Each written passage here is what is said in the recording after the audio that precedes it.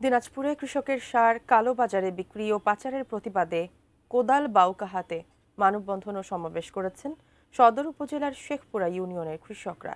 সকালে প্রেসক্লাব চত্বরে অনুষ্ঠিত এই কর্মসূচিতে তারা অভিযোগ করেন, মাস্তান বাজারের বিএডিসি ডিলার আমেনা ট্রেডার্সের মালিক আবেদুল ইসলাম দীর্ঘদিন ধরে বরাদ্দকৃত সার কৃষকদের না দিয়ে কালোবাজারে বিক্রি ও পাচার করে আসছেন। কৃষকদের দাবি, তার বিএডিসি লাইসেন্স বাতিল করে আইনানুগ ব্যবস্থা নিতে হবে।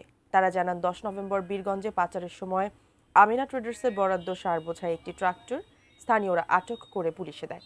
পুলিশ সার ট্রাক্টর সহ 4 জনকে আটক করলেও ডিলারের বিরুদ্ধে এখনো কোনো ব্যবস্থা নেয়নি বলে অভিযোগ করেন তারা। মানববন্ধনে শতাধিক কৃষক অংশ নেন।